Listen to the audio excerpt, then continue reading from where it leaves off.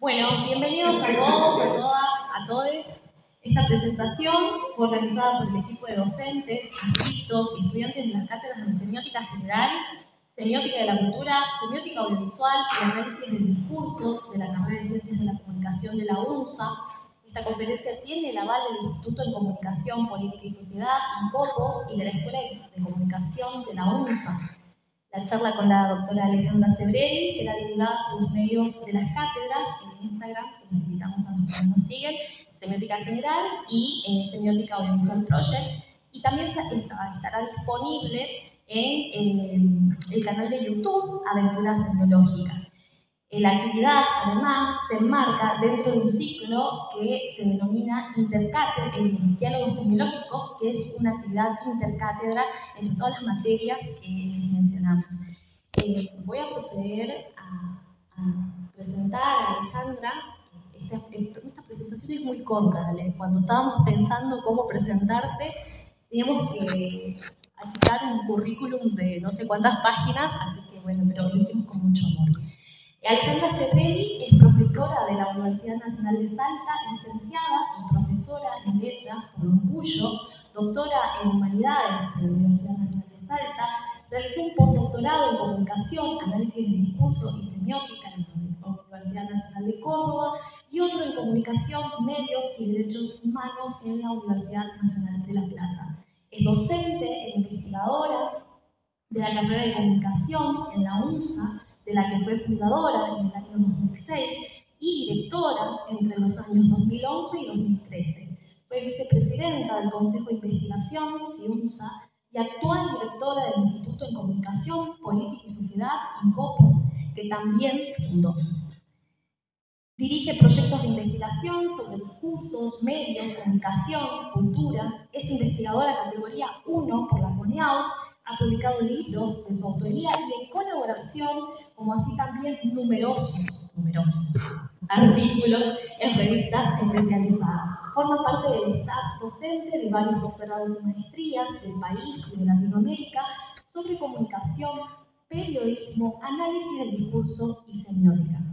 El 12 de junio presentará aquí en Salta uno de sus últimos libros publicados como coordinadora con Cleopatra Barrios, denominado De la invisibilidad al estigma, representaciones mediáticas, telediarios y evidencias en el noroeste y noreste argentino, donde participan numerosos docentes e investigadores de nuestra carrera y están todos invitadas.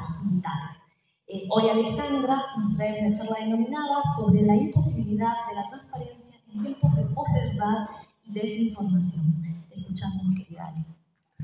Bueno, lo primero es agradecer a mi maravilloso equipo de cátedra, y estoy hablando también de les ascriptes, tanto estudiantes como docentes. Desde la pandemia hasta ahora nosotros no hubiéramos podido tener las cátedras que tenemos sin el apoyo de estos chicos, chicas, chiques maravillosos.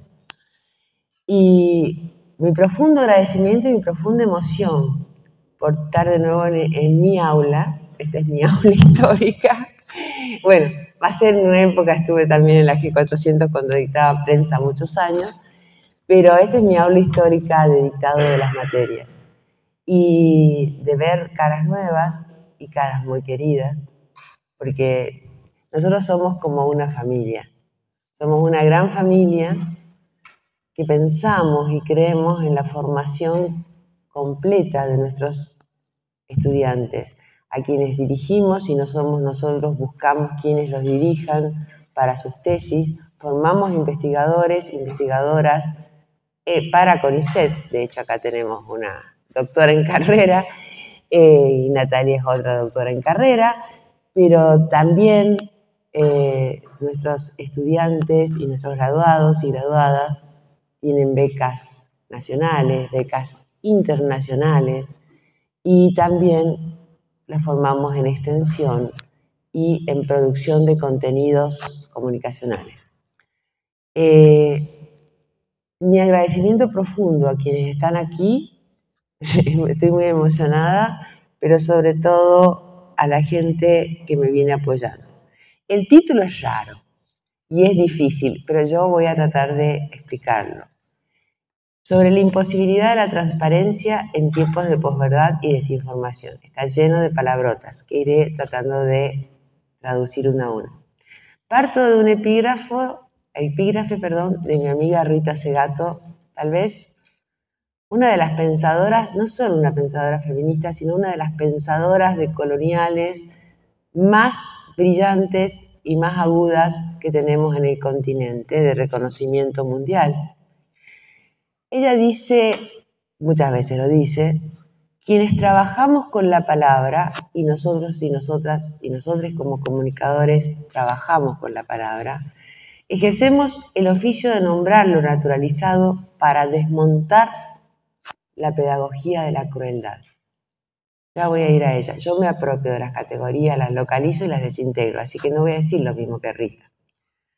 Ni tampoco lo mismo que Eve Illus, otra feminista, esta es franco-judía, franco-israelí, diríamos, que dice, enfrentemos la vida con los ojos bien abiertos.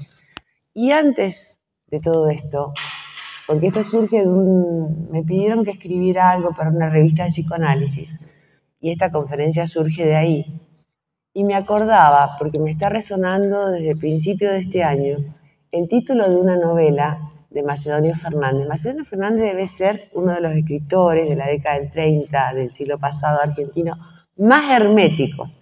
Yo recuerdo haberlo leído ya docente y nunca entendí el título de una de sus novelas más complicadas, que se llama No toda es vigilia, la de los ojos abiertos. ¿Y qué quiere decir eso? La vigilia es quedarnos despiertos. ¿Y qué quiere decir? Lo entendí recién ahora. Tiene que ver con lo de Illus.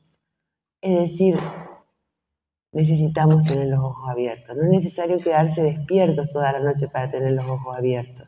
Necesitamos vivir con los ojos muy abiertos. Y vamos a ver por qué. Partimos de las palabras de Rita. Y nos dedicamos entonces a la comunicación, pero en particular a las semióticas, a los discursos. Somos trabajadores de la palabra.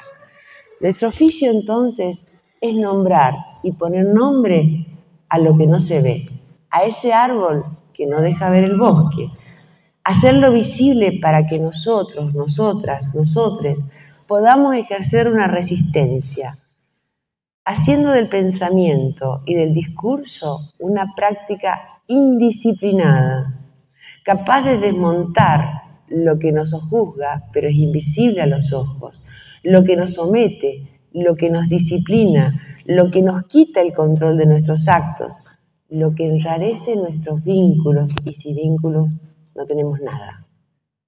Y la única forma de organización que hemos inventado, que aunque esté en crisis, sigue funcionando y nos posibilita una vida en sociedad más o menos equitativa, que es la democracia. ¿Y qué es lo que está en riesgo? No estoy hablando solamente de mi país, esto es a nivel global. Ahora, ¿a qué me estoy refiriendo cuando estoy hablando de un poder invisible? Y voy a agregar algo extremadamente cruel que caracteriza nuestra vida actual.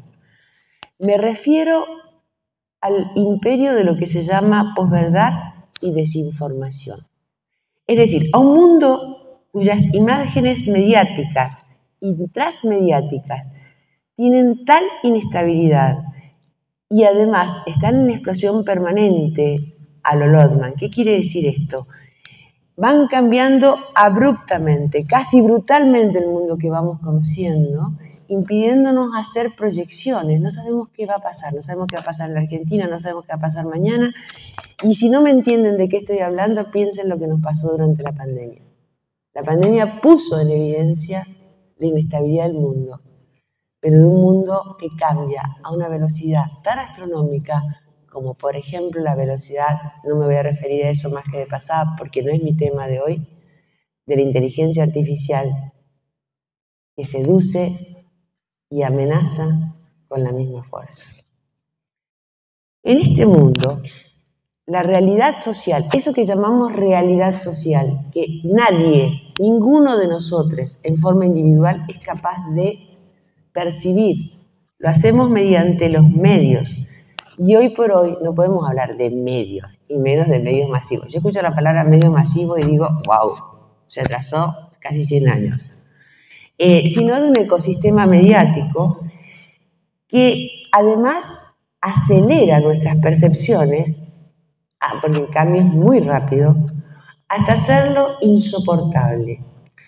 ¿De qué estoy hablando?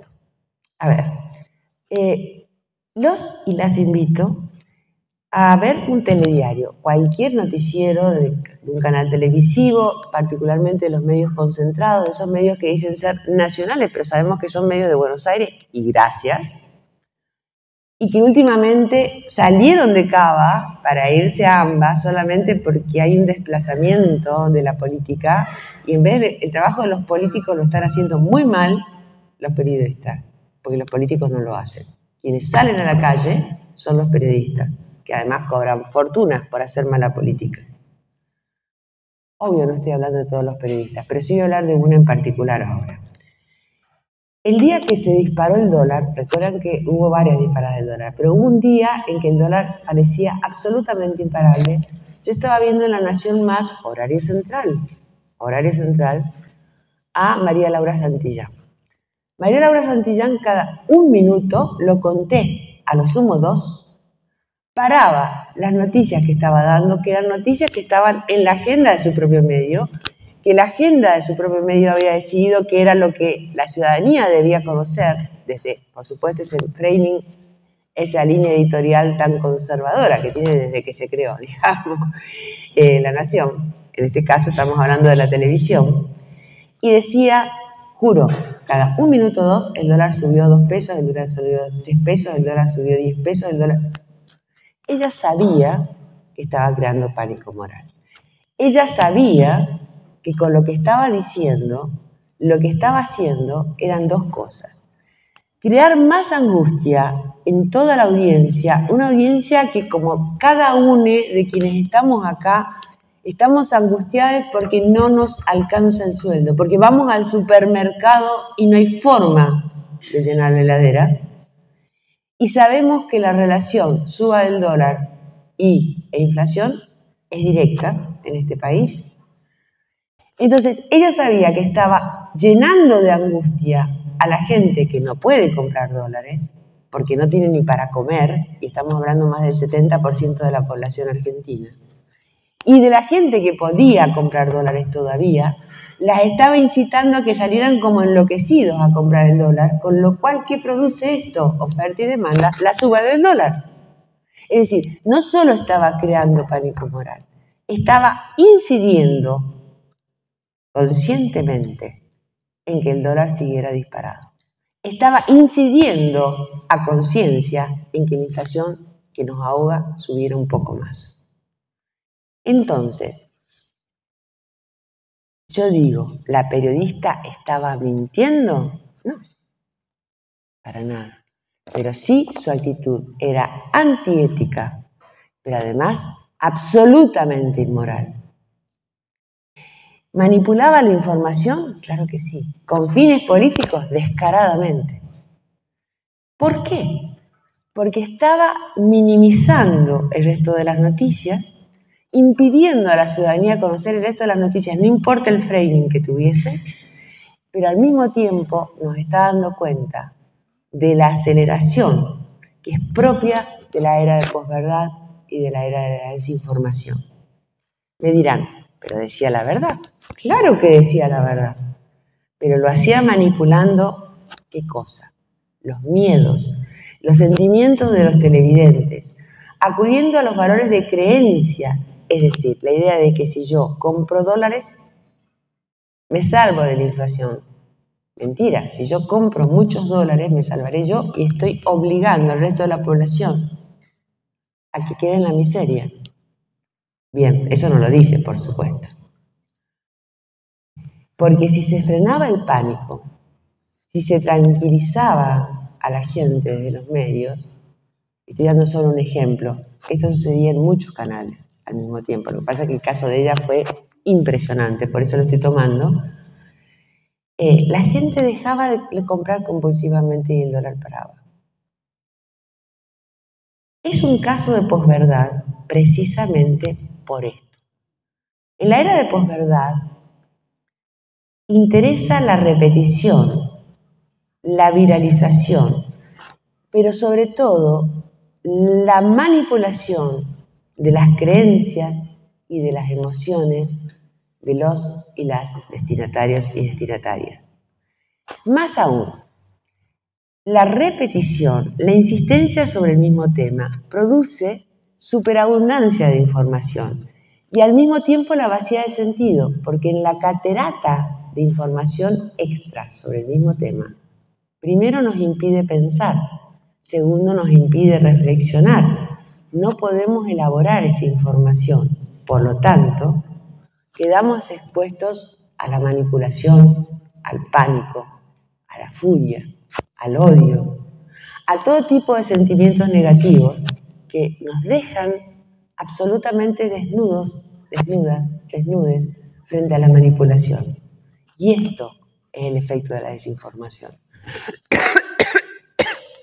Además, en general, consumimos noticias e informaciones que no son tales. Cuando yo daba prensa, hace muchos años, tenía un conjunto, La Nación y Clarín, todo el tiempo me estaban dando esto, un conjunto, una colección de lo que yo llamaba en esa época no noticias.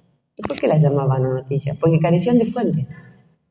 Porque si ustedes, nuestros estudiantes en esa época, escribían una noticia en cuya titulación aparecía,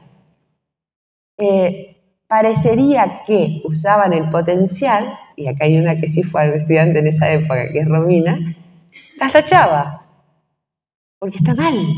¿Cuál es la fuente? ¿Fuentes oficiales? ¿Qué fuentes oficiales? Dicen que no había una sola fuente, no había chequeo absoluto de información.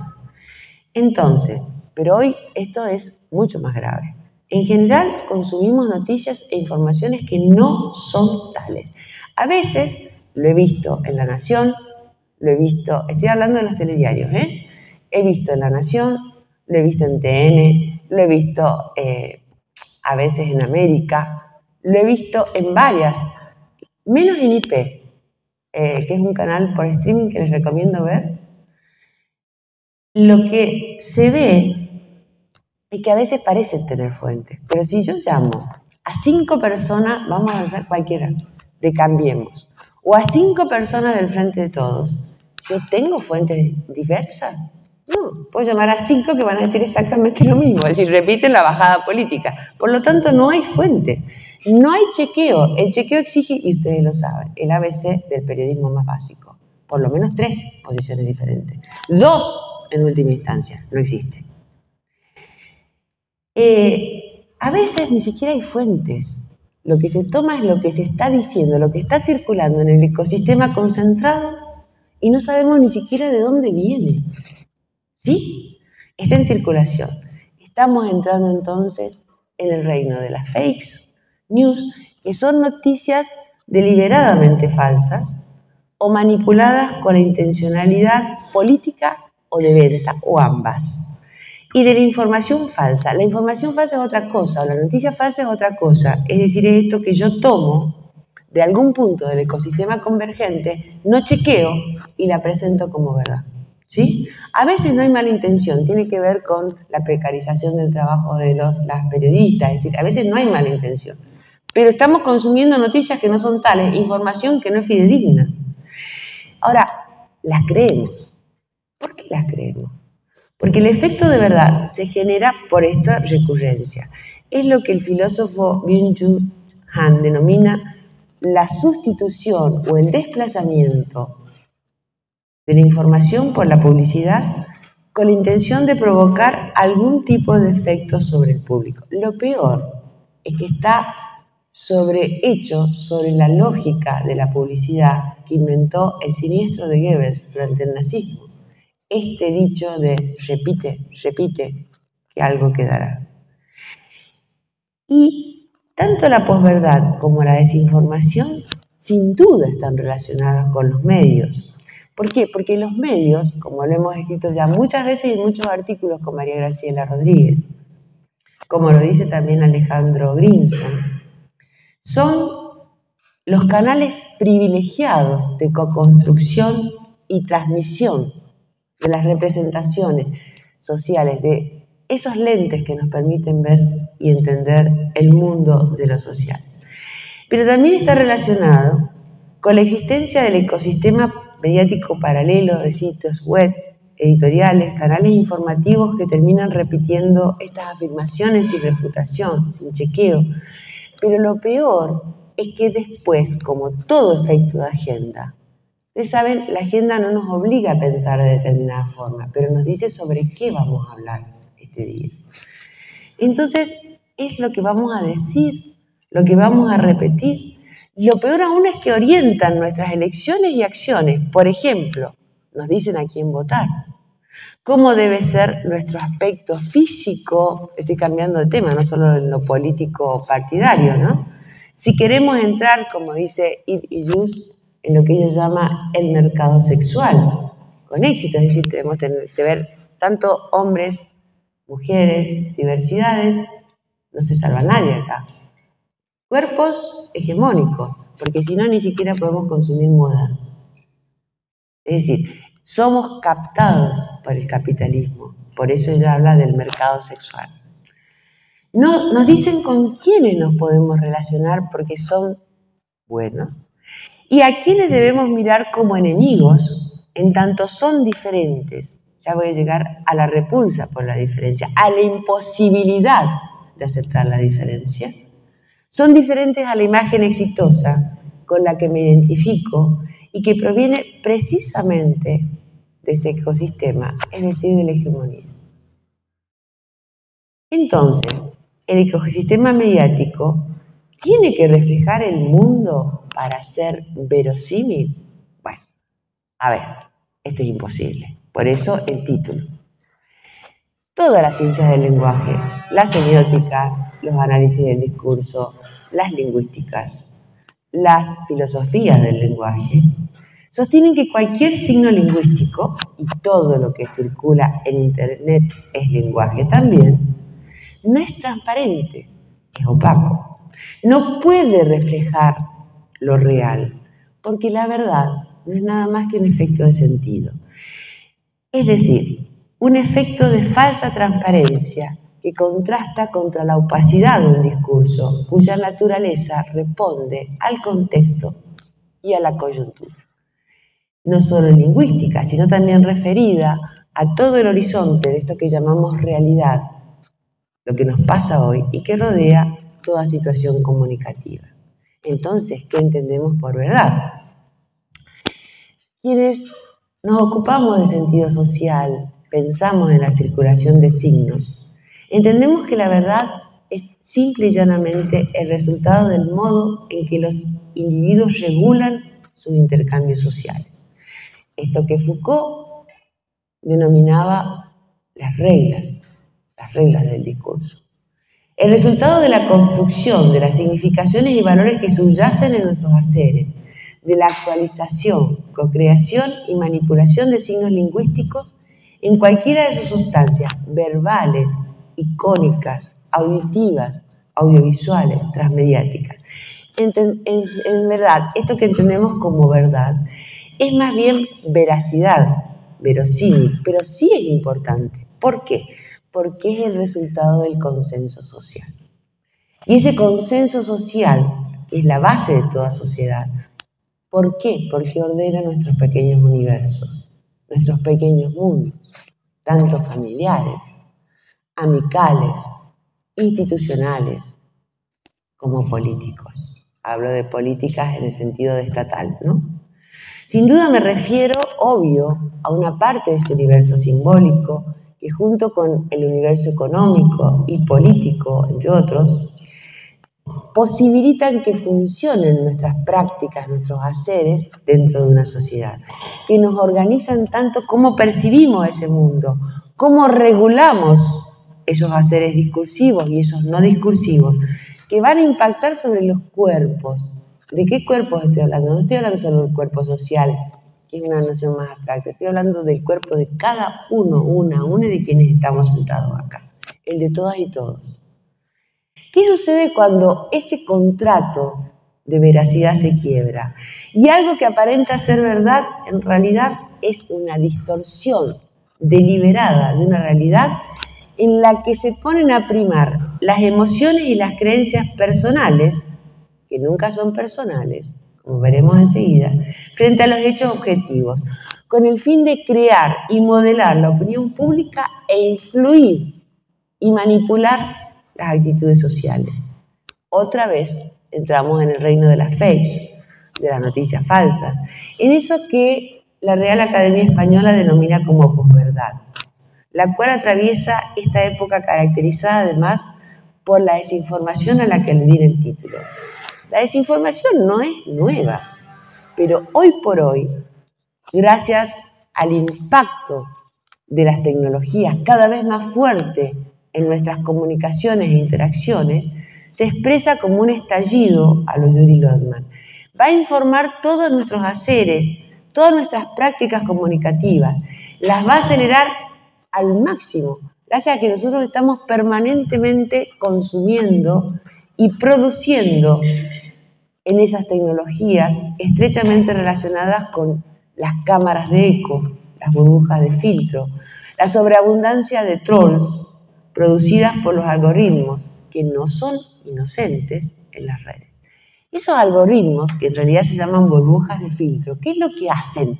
Y ahí nos vamos a la inteligencia artificial, que nosotros mismos las estamos entrenando. Nosotros entrenamos bots, ¿saben ustedes? Los entrenamos cada vez que jugamos esos jueguitos que nos aparecen en las redes sociales, cada vez que nos preguntan, a ver, demuestre que usted no es un bot. Lo estamos entrenando al bot. Marque las calles que ve, marque las antenas que ve. Todo el tiempo nos están pidiendo eso. Estamos entrenando robots. Entonces, ¿para qué? Esos algoritmos nos analizan, nos separan, nos juntan según nuestra forma de pensar, nuestros intereses. Nos ofrecen todo el tiempo servicios y productos para satisfacer los deseos y las emociones que nosotros mismos estamos entregando como información gratuita. Y nos dividen según nuestras ideologías, según nuestras creencias. ¿Qué es lo que produce eso en nosotros, subjetivamente? Que cada uno de nosotros, nosotras, nosotros vamos a consumir información muy diferente, de acuerdo a nuestra manera de pensar, y que nuestras prácticas comunicativas cotidianas, en nuestros vínculos, aquello que nos ata con el mundo, aquello que nos ata con la sociedad, lo único que vale la pena mantener, porque es lo único que nos vamos a llevar y vamos a dejar en este mundo. El amor. No hablo solo del amor de pareja. Hablo de la solidaridad. Hablo de ponerse en el zapato del otro. Hablo de construir y reforzar el bien común, que parece haber desaparecido del discurso. Entonces, ¿qué pasa? Empiezan a gestarse grietas. A veces son insuperables. Y la única forma de comunicación es eso que un sociocrítico franco-canadiense, Marc Angenot, llama diálogo de sordos, es decir, donde la fuga de sentido hace imposible cualquier forma de comunicación, de audibilidad, de dialogismo y de consenso. Pongan a discutir a alguien de Amiley con alguien con Grabois. ¿Pueden discutir? Ni siquiera se escuchan. Ni siquiera se escuchan. Fíjense lo que ha pasado con nuestros mismos partidos políticos. Los discursos de odio y las prácticas violentas empiezan a naturalizarse desde la derecha, ¿sí? Y quedamos todos atrapados en esa práctica. ¿Por qué? Porque los medios son las cámaras de eco, no lo de los medios, hablo del ecosistema mediático, los transforman en memes. Los memes son cero inocentes. No hay nada más eficiente, violento que el humor. Entonces, empiezan a naturalizar estos discursos de odio a través de los operadores mediáticos. Voy a mencionar algunos que para mí son odiadores seriales. Echecopar, Lanata, Feynman, Canosa, puedo seguir, ¿no? Leuco. Pero voy a decir, particularmente estos son de terror. De terror. Entonces, la posverdad va a atentar contra el principio básico de un contrato implícito que se da en la comunicación entre quien habla y quien escucha. ¿Qué es el contrato básico? Si no, no, a ver, el contrato básico de la comunicación eficiente es que, dos cosas, estamos hablando y nos escuchamos, y lo que yo digo o lo que vos decís es coherente mínimamente con lo que nos muestran las cosas y los hechos, ¿o no? ¿Sí? La posverdad le da un extremo valor a los prejuicios, a las creencias individuales y de grupos, y empieza a construir guetos, pero guetos facciosos. En otras palabras, ha hecho reaparecer en todo el mundo el fascismo. Todos y todas creíamos, los que somos más viejos, que esto había acabado con la Segunda Guerra Mundial, con las dictaduras cívico-militares en la Argentina, pero no. Ahora lo vemos todo el tiempo, lo vivimos todo el tiempo, hasta en las familias, hasta en las instituciones, hasta en las relaciones de pareja. Y esto viene de hace rato, les voy a dar un ejemplo. Años atrás era muy frecuente que los adolescentes de distintos barrios de la ciudad se citaban en algún lugar para agarrarse a piñas por el territorio. Bien, esto es intolerancia frente a la diferencia. Si lo vemos en lo ideológico político, los caca, la feminazis, la casta política corrupta, dicho por otro político, claro, que parece no tener casta. La militancia, cualquier tipo de militancia es zurda, no importa. Si salimos a la calle somos todos y todas zurdos. Como si ser zurdo de derecha, de izquierda o de centro fuera un pecado. Estamos en democracia. Digo, ¿no? Y esto es así. ¿Por qué? Porque si nosotros, ¿qué hace también la posverdad? ¿Qué hace también esta posverdad y todo este mecanismo de burbujas y de trolls y de burbujas de filtro y de cámaras de eco? Lo que hace es incentivar el individualismo y quebrar la idea de esto que yo decía, del bien común. Pero nosotros, nosotras, nosotros somos seres humanos. Y los seres humanos somos gregarios por naturaleza. Entonces tenemos que construir nosotros. Lo construimos a partir del odio. Entonces, ese odio nos hace unirnos para ser violentos. Para violentar de alguna forma, simbólica, pero sabemos que las palabras no son inocentes. Sabemos que se hacen cosas con palabras. Y esas palabras terminan cayendo siempre sobre los cuerpos en forma violenta. Entonces, las burbujas van a representar el límite de una facción que nos separa a unos y a unas de otros y otras. Y entendemos esa diferencia como una ajenidad tan marcada que en muchos casos nos obliga a ver esa diferencia, quienes quedan detrás del límite, como enemigos o enemigas que hay que exterminar. Escuchen, por favor, los discursos políticos. Hay que acabar con ciertos partidos políticos. ¿Por qué? Con no votarlos es suficiente. Hay que exterminar a los líderes y las lideresas. Nuestra vicepresidenta tuvo un atentado que no sé cómo no acabó contra su vida. O sea, no estoy hablando de cosas que yo me invente. Estoy dando casos concretos de Argentina. Podemos odiarla a Cristina, pero es nuestra vicepresidenta. ¿Quién puede estar de acuerdo con que le peguen un tiro en la cabeza? A ver, ¿qué nos pasa? ¿Qué nos está pasando? ¿Por qué eso es soportable? Vuelvo a repetir, no la voten. Punto. Ya está. Para eso existe la democracia. Ahora, fíjense que nos empezamos a sostener en pasiones y miedos de existencia histórica en los imaginarios locales. ¿Qué sé yo? Los indios son malos, vagos, ociosos, borrachos, criminales y últimamente terroristas, sobre todo si están parados en un territorio que es muy rico desde el punto de vista de recursos naturales. Las mujeres somos histéricas. Si luchamos por nuestros derechos somos feminazis. Somos descartables. El aumento de la violencia contra la mujer parece imparable. Ni hablar de las diversidades. Ah, no, eso no es natural. Es antinatural. Es una enfermedad. Cada vez son más fuertes esos discursos. Entonces, ¿qué hacemos contra esa diferencia? Las discapacidades. Los y las ancianas. La gente pobre. Muy pobre. Empiezan a ser peligrosa. Los jóvenes, las jóvenes, piensan feo, son rebeldes, no les demos trabajo. Es una forma de exterminio, gente, es una forma de exterminio.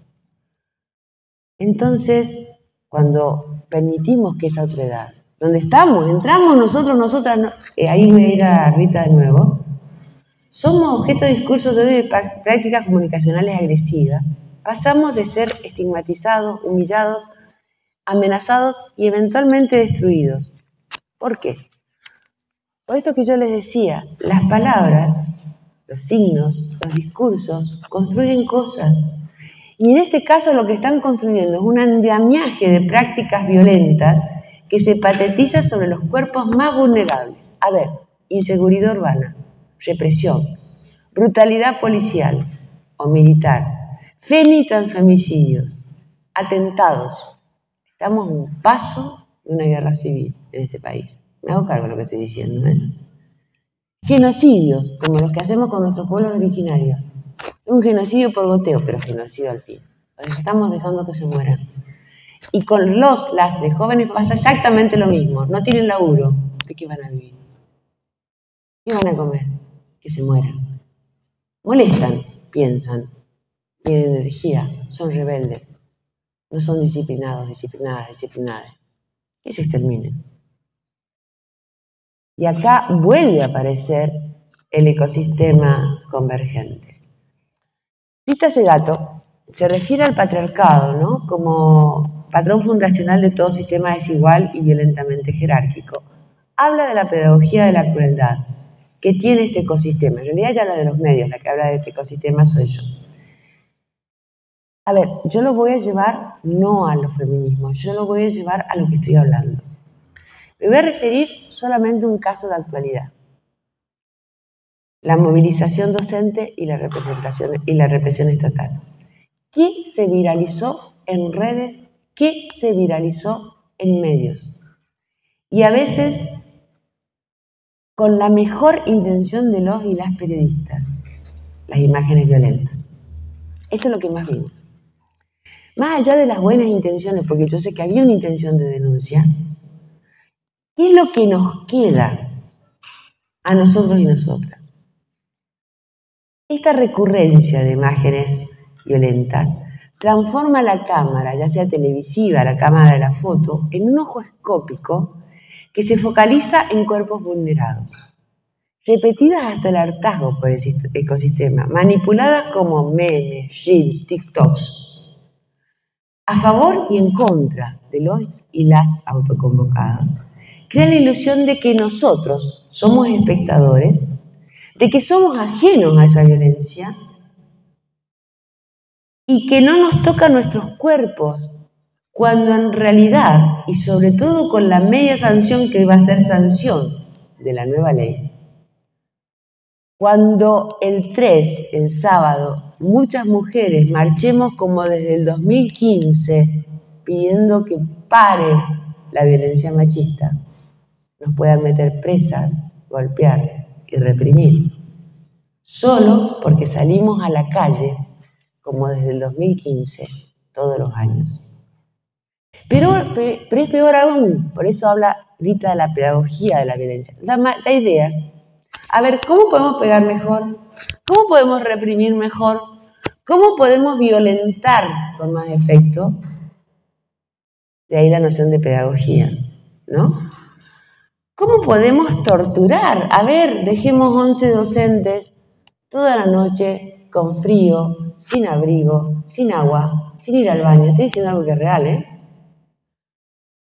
En un vehículo policial hacinado. ¿Qué es eso? ¿Cómo se llama? ¿Violencia? Sí, tortura también. Y lo dice el presidente del Comité para la Tortura, que depende del Estado, que es el magíster Rodrigo Solá, no lo estoy diciendo yo.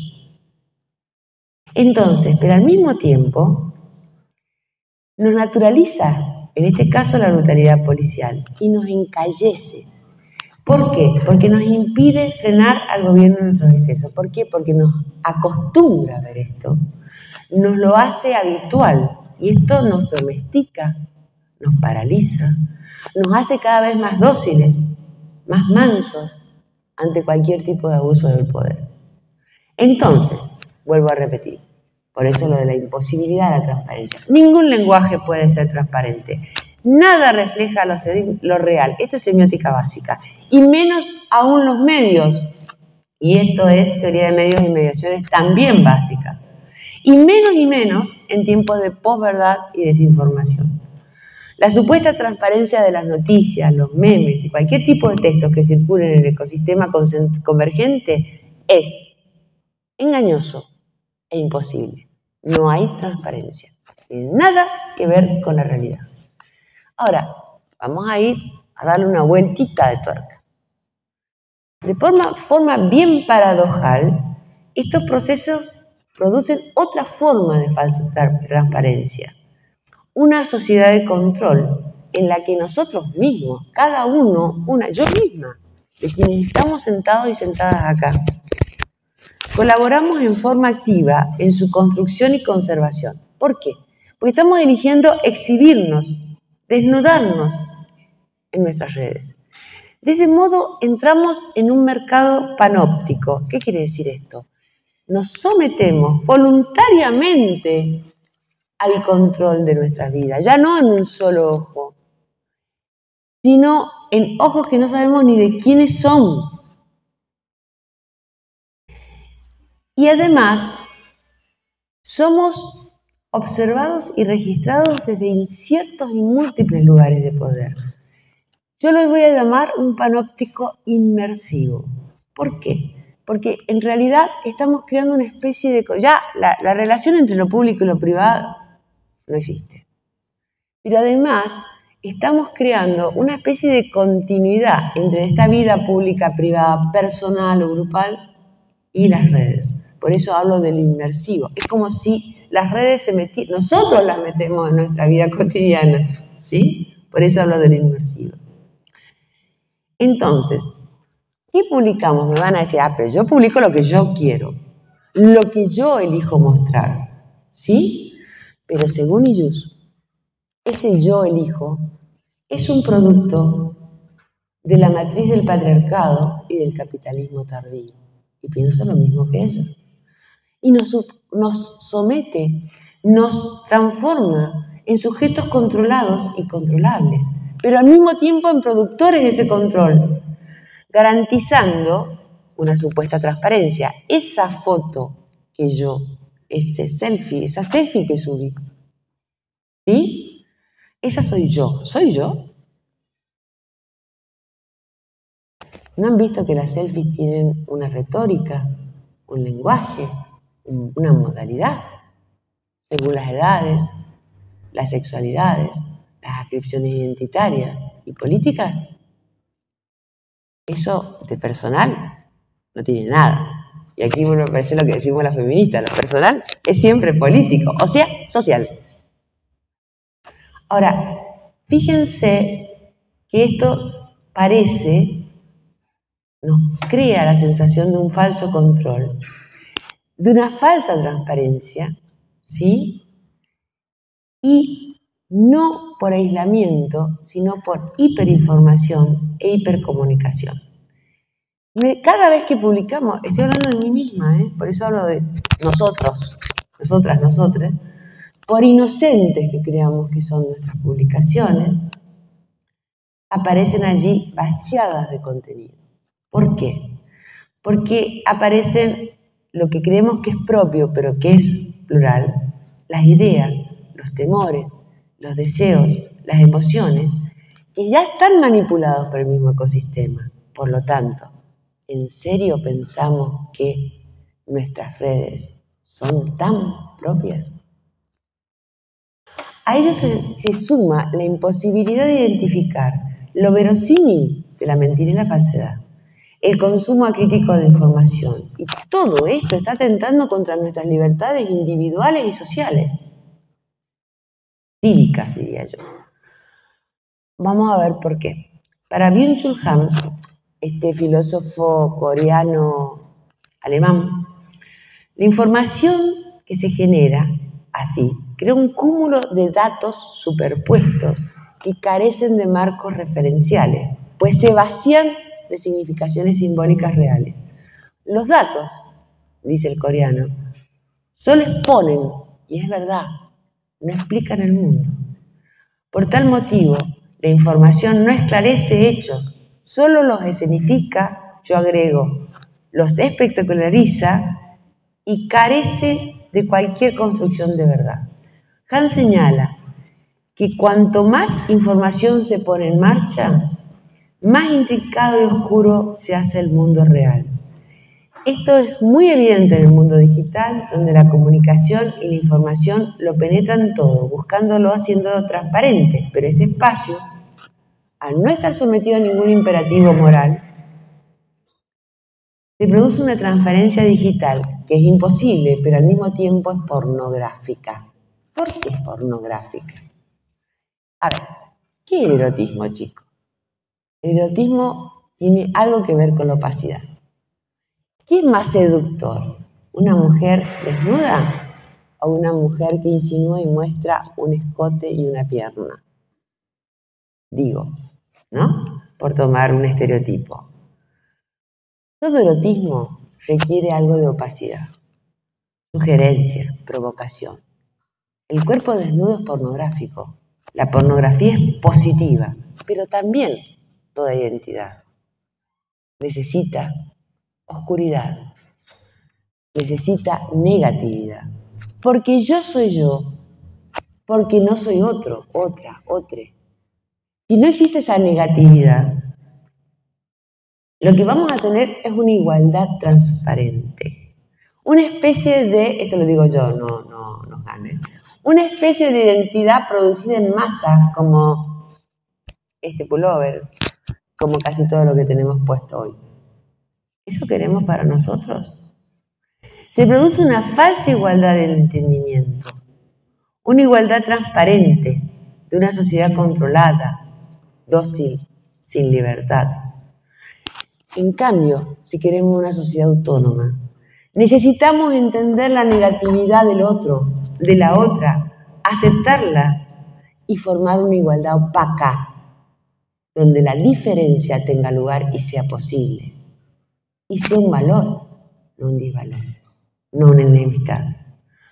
La supuesta transparencia del ecosistema mediático es ciega frente a la fuera del sistema. Confirma y optimiza tan solo lo que ya está legitimado por la hegemonía. Para Han, la sociedad de la transparencia suprime toda negatividad para reducir la acción social a una pura mercancía vacía de significaciones. Nos impide cualquier tipo de cuestionamiento radical al sistema económico político hegemónico. En otras palabras, produce el efecto que ese gato describe al hablar de la pedagogía de la crueldad. Nos anestesia, nos encallece, impide todo tipo de resistencia. Es así como la sociedad de la transparencia va de la mano con la pospolítica que pide una transparencia total. ¿Cuál es la transparencia total? La de un espacio sin política, el espacio despolitizado. Ese tan escuchado hoy por hoy en Salta, no nos vayamos ni siquiera a La Nación, está haciendo política. Los autoconvocados están haciendo política. ¡Claro que están haciendo política! ¡Obvio! ¿De qué estamos hablando? Si lo personal es político. Sin política no tenemos vida social, gente. No tenemos organización, no tenemos sociedad. ¿Desde cuándo la política es pecado mortal como en la época de la dictadura? ¿Por qué de repente es mala la política? Solo porque a ciertos políticos no les conviene una sociedad politizada y consciente de sus derechos. Y esto es una posición política, obviamente, o que se creen que es. Bueno, yo creo que no hace falta, que lo podemos charlar, extenderme en el peligro de que esta transparencia imposible, pero que además se percibe como transparente, esconde para nuestras democracias actuales, para nuestra provincia, para nuestro país y para nuestras libertades individuales.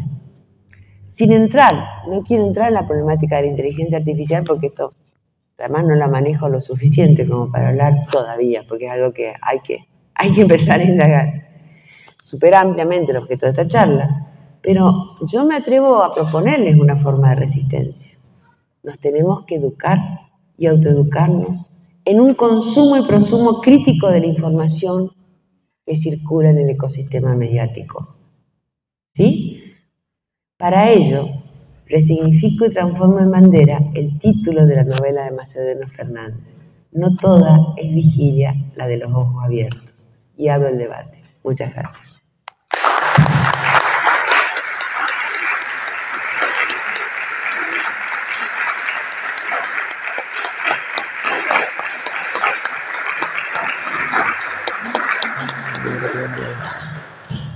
Muchas gracias, Ale. Vamos a empezar con una ronda de preguntas. Primero voy a hacer 3 preguntas, pero después vamos a dejar a los estudiantes, el público en general, que pueda también participar con reflexiones, preguntas, etc. La primera pregunta que te vamos a hacer desde el equipo de cátedra, en base a esta conferencia, que es súper iluminadora, que es en este estado de situación donde vos nos vas situando cómo estamos bombardeados permanentemente por cantidades enormes de información que generan esta ilusión de transparencia, pero que suelen carecer de total veracidad. ¿Cuáles podrían ser los consejos, pautas para poder consumir de manera más crítica esta información, más aún pensando en estudiantes de la carrera de Ciencias de la Comunicación? Yo creo que lo primero es recuperar las bases de la teoría de la comunicación, sobre todo la latinoamericana. Volver a leer, que no pasa nunca de moda, a Jesús Martín Barbero, por ejemplo, a Reguillo. Leer a nuestros pensadores de comunicación y de colonialidad, por ejemplo, es un pensamiento situado. Estoy pensando en Héctor Rico Villanueva, boliviano. Parar la aceleración, nuestra aceleración. No compartir cosas.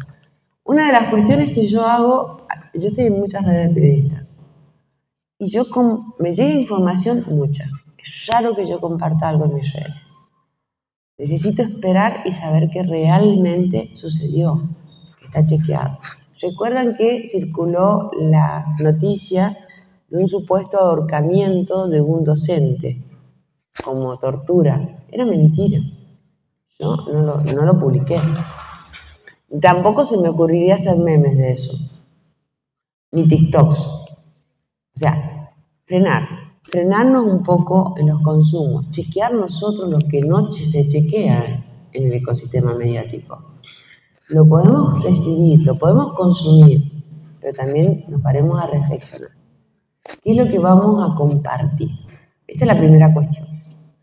La segunda cuestión es empezar a mirar nuestros propios vínculos. Yo entiendo que nuestros propios vínculos están enrarecidos desde la pandemia. Y empezar a hacer una autocrítica de nuestras formas de comunicación. estamos naturalizando las prácticas de comunicación violenta. Les quiero explicar la diferencia. La práctica de comunicación violenta es una práctica donde yo agredo a otro por la diferencia, pero es a una persona, ¿sí? Quien sea, compañero, compañera, pareja, madre, padre, abuelo, abuela, hija. En cambio, discurso de odio atenta contra un colectivo. Esa es la diferencia. Ahora, es permanente. Fíjense cómo cada vez está más resquebrajada. Piensen en la universidad. En los supuestos grupos políticos de la universidad y de la facultad están todos resquebrajados. Unos contra otros, pero el mismo grupo.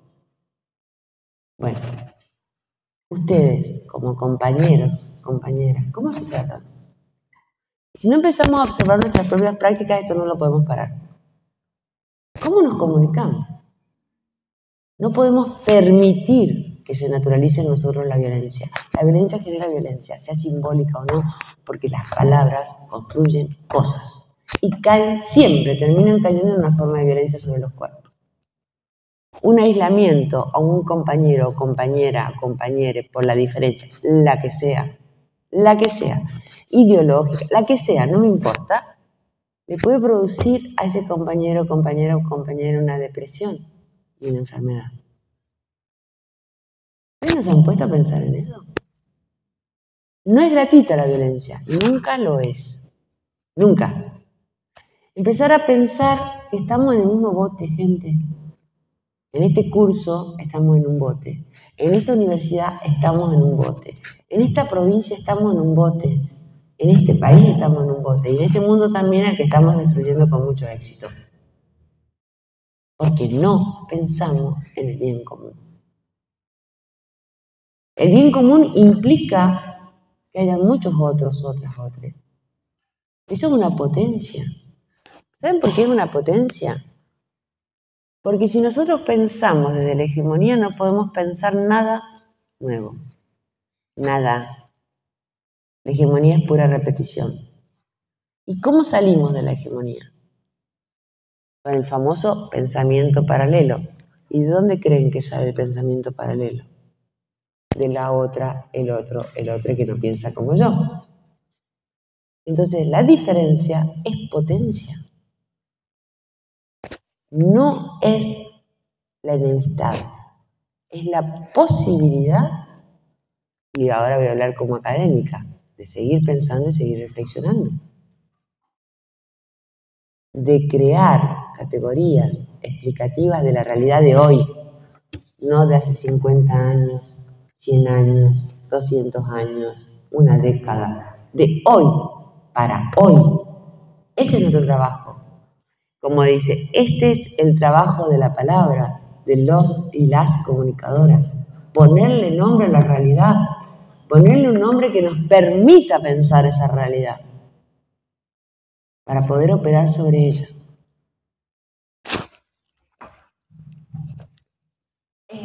Retomando un poco tus palabras, en ese mundo de opacidades, ¿no? Donde se ve una transparencia que no es tal, además de alentar esa supuesta transparencia con nuestras democracias, por mostrarnos en ocasiones imágenes de una realidad que no es real. ¿En qué sentido se pondrían en peligro las libertades individuales, como lo fuiste echando ahí en una conferencia? Esto teniendo en cuenta que Internet nos propone una supuesta libertad, tanto para producir como para consumir. Bueno, yo les voy a decir algo, inteligencia artificial. Empecé a hacer un curso, una diplomatura en comunicación política por curiosidad, pero no me gustó, así que la abandoné. Pero alcancé a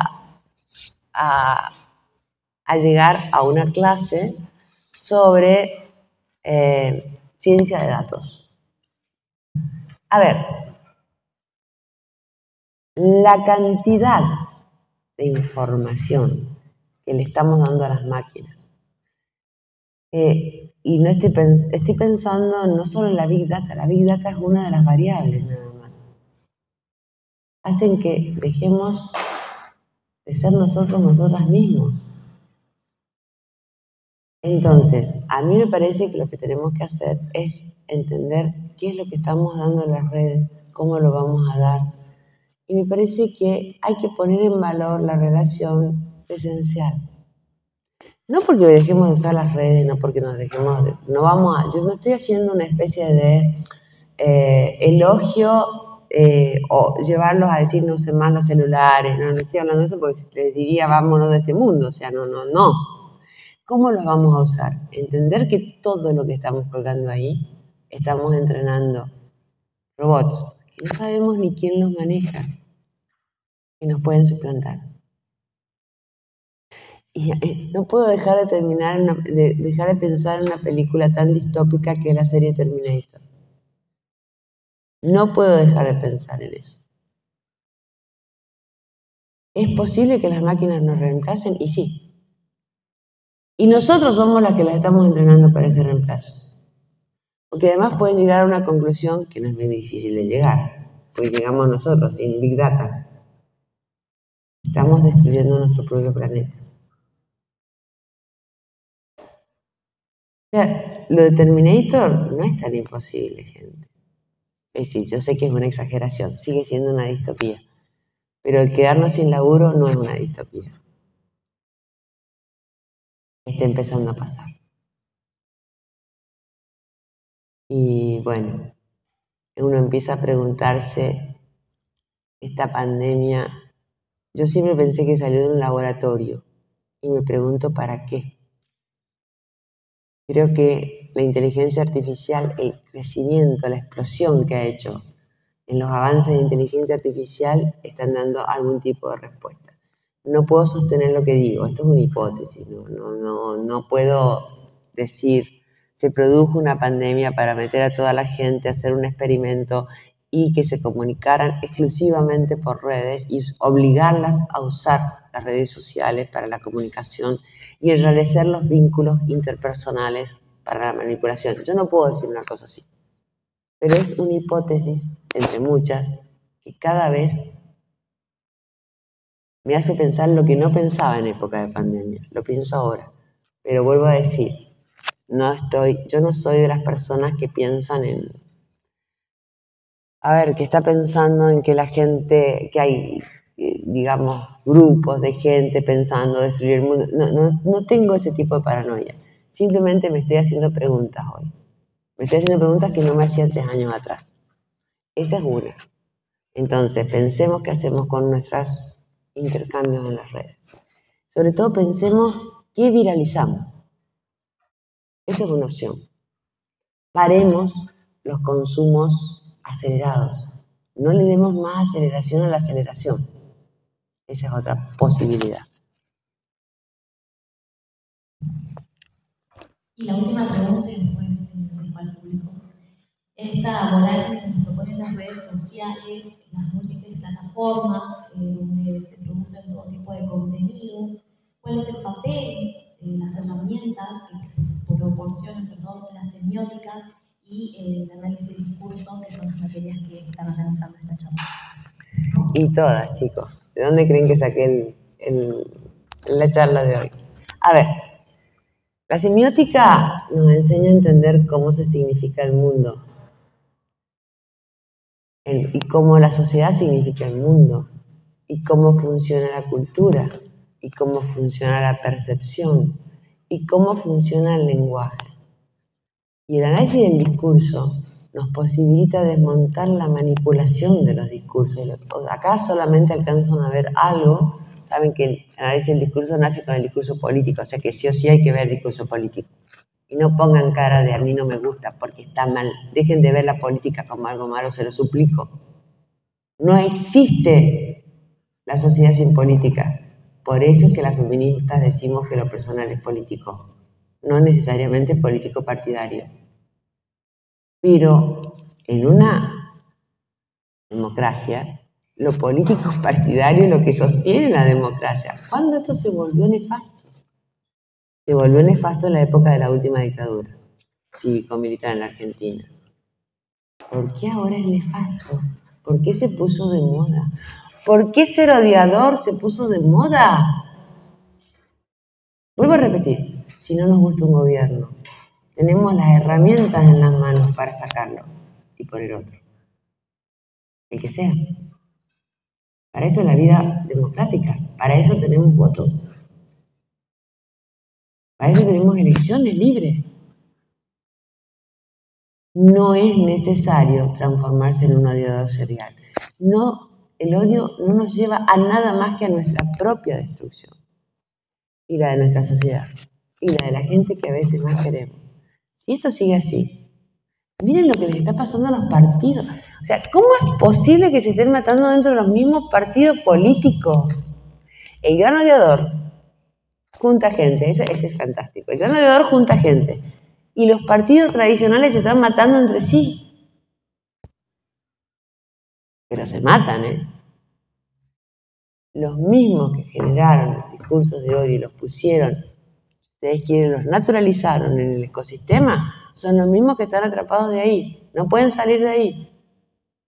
Y las PASO no van a solucionar el problema, ¿eh? Ya hay grietas insalvables dentro de los mismos partidos políticos. No dejen que a ustedes les pase lo mismo. No dejen que a sus cursos les pase lo mismo. No dejen que a la carrera les pase lo mismo. Ustedes tienen que dar el ejemplo. Ustedes son los jóvenes. Ustedes tienen la mente fresca. Tienen la potencia. Además tienen el futuro. Como diría en relación a la poesía, pero se los digo a ustedes. Ustedes son un arma cargada de futuro. Por eso la juventud es mala. Porque ustedes son el futuro. Y tienen que ser o controlados o exterminados. Perdonen que sea tan brutal, pero esto es así. ¿Ustedes qué quieren? ¿Manejar el futuro o que los manejen a ustedes? ¿Protagonizar el futuro o no estar en ello porque los han exterminado física o simbólicamente? Depende de ustedes. Parece que pensar, estudiar, unirse, tolerar. Desapareció la palabra tolerancia. Ha desaparecido de nuestro discurso.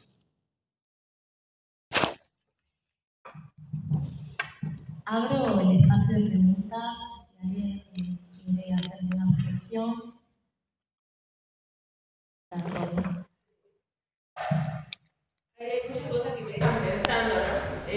Recién hace poco leía una publicación de un colega que habla sobre la crisis del periodismo en Salta y la cuestión que tiene que ver con la pauta publicitaria, medios que controlan justamente, mejor dicho, condicionan la mirada de muchas audiencias, como que pasa Salta, el formato de Salta, medios que son comprados por la pauta publicitaria, que justamente mienten, viralizan noticias y discursos de odio, desinforman sobre la lucha docente, ¿no? Y ahí me deja pensando mi pregunta, porque por otro lado está la otra mirada que plantea la diversidad de voces, el periodismo independiente, el periodismo más crítico, pero que a veces no tiene tanta llegada. Entonces por ahí quería preguntarte, Ale, ¿cuáles pueden ser las variantes políticas, estratégicas para pensar justamente en la profesión de comunicación acá en Salta, ¿no? Para justamente tratar de romper con esta tendencia dicotómica, porque realmente hablamos también del periodismo en Salta y hablamos del periodismo precarizado, negreado, porque yo conozco muchos colegas que trabajan en negro, que trabajan en el periodismo independiente, que fundan medios, pero que estos medios no tienen tanta llegada. Y a la par está el monstruo gigante que realmente se puede ver, por ejemplo, como estos medios tecnológicos, como que pasa Salta, formato Salta. ¿Cómo podemos hacer para pensar en la variable y potencial? A ver, qué pregunta. Primero, ¿qué es lo que está en debate? O sea, una de las cosas, y que no va a pasar, es la famosa ley de pauta, de transparencia de la pauta. O sea, eso es una lucha que están llevando las asociaciones, los sindicatos de periodistas hace muchos años, y la perdemos. Y la perdemos porque los medios no funcionan sin pauta oficial. Esta es la realidad. Por eso esos medios chiquititos tienen menos llegada. Porque la pauta oficial les posibilita, entre otras cuestiones, tener más llegada. Las millonadas que se gastan. Yo creo que Sáenz gastó algo así de 44 millones solo en redes para estas elecciones. Después no hay plata ni Granburg. Y no me acuerdo si eran 100 y pico mil millones durante la pandemia. Y les voy a decir algo, pero no me digan que nombre el medio. Un medio progresista, muy progresista. En ese momento yo estaba asesorando gratuitamente a una diputada nacional. A mí me llegaban los pedidos que yo le pasaba a ella de gente que en Orán, Tartagal, Pichanal, el gobierno nacional había enviado mucho dinero y nunca llegó nada de ese dinero durante la primera etapa de la pandemia, cuando no habían vacunas y la gente se moría como mosca. Yo sabía, yo recibí eso, o sea, les estoy diciendo algo que doy fe, ¿sí? De que la gente hacía vaquitas para poder comprar oxígeno. Ay, los que viven en el norte saben que lo que estoy diciendo es cierto. Yo le pasé a esos medios la noticia con el aval de la diputada. Nunca lo sacaron, pero de repente empezaron a crecer y negrean ellos mismos a sus propios periodistas. Entonces, a ver, es muy difícil quebrar eso, Romina. Yo creo que es simplemente insistir, tener más imaginación, porque hay una cosa que se desvirtúa y que es el tema de la importancia de los formatos y las retóricas. Si nosotros repetimos formatos muy transitados por estos, porque ¿qué pasa? Saltes, usan los mismos formatos siempre, ¿sí? Las mismas retóricas. ¿Qué pasa si las cambiamos? Si somos imaginativos. ¿Por qué los youtubers son tan exitosos? Porque usan otro formato. Me parece que también hay algo de imaginación, de poner ahí imaginación para poder llegar a otros públicos. La risa, el humor es una muy buena estrategia, no solamente usada con malos fines, sino también con buenos fines. Ahora, sin ley de pauta oficial, es muy difícil que esto cambie, porque tal como vos decís, esa precarización ni te cuento cómo es en el interior, ¿no? Mucho más violenta. Y ahí el dueño del poder político de turno es el que manipula qué se dice y qué no se dice. Esta es la realidad. Y el que queda afuera no cobra, sencillamente. Entonces mueren de hambre, sin contar que tampoco tienen posibilidad de formación, de especialización, etcétera, etcétera. La realidad es que sí, en el 2003, me parece, 2005, no me acuerdo, la Vaca Or, que es una organización alternativa de la UBA, de comunicación, sacó un libro que se llamaba La muerte del periodismo y otras buenas noticias. Es decir, para mí no es una buena noticia la muerte del periodismo, pero sinceramente cada vez podemos contar en Salta y a nivel nacional con los dedos de las manos los periodistas que son periodistas de verdad y nos han transformado en operadores políticos descarados. Y no importa ahí la bandería política, estoy hablando de todo el mundo. De un lado, del otro, del medio. Dan vergüenza. Los telediarios, vergüenza. De un lado y del otro. La bajada política es tal que si uno sigue los telediarios de una línea política, dicen las mismas palabras. Es decir, la bajada política, están leyendo. No importa que sean medios diferentes. Y que supuestamente tengan líneas editoriales diferentes. Con las mismas palabras. ¿Qué significa eso? No hay que hacer un análisis del discurso tan fino. Están leyendo la misma bajada política. Y esto pasa de un lado, esto pasa del otro, y es una vergüenza. Entonces, me parece que también hay que repensar el periodismo, el buen periodismo, siempre tiene una posición política, y está bueno que sea así. La tiene que expresar y tiene que chequear y tiene que dar información fidedigna. Y yo creo que si hay información fidedigna, la gente termina consumiendo, porque la gente tampoco cree. O sea, la crisis de representatividad que hay en la política también la tienen los medios, ¿eh? No se crean que la gente se cree todo lo que ven en la tele. Eso es mentira. Eso no es así. Hace mucho que no es así. Entonces, a mí me parece que si empezamos a revertir haciendo una oferta de un periodismo serio, la gente lo va a consumir. Es una posibilidad. No tengo la bola de... Porque esta es la discusión que se da en los grupos de periodistas. Yo no tengo la bola de cristal, te digo. Y la respuesta es la ley de pauta, pero no va a salir ni ahora, ni mañana, ni nunca. Igual que la ley de información pública. El derecho a la información pública tiene que ver con la libertad de expresión y es un derecho humano. ¿Hay acceso a la información pública en Salta? No, te lo digo de ya. No, no hay. No sabemos qué corno pasó durante la pandemia. No tenemos datos reales de la cantidad de niños y niñas que se mueren en el norte de hambre. No tenemos datos reales. Nadie contó a los ancianos y ancianas en situación de precariedad. Y si los cuentan, no lo dicen. Entonces me parece que, bueno, esa es otra cuestión. Sí. Tenemos que ir cortando. Porque ya son las 2. Bueno. No, me quiero despedir y decirles gracias por quedarse, gracias por el interés, gracias por dejarme charlar con ustedes. Me extendí demasiado, tendría que haber charlado más, les pido disculpas. Infinitas gracias a quienes organizaron todo esto.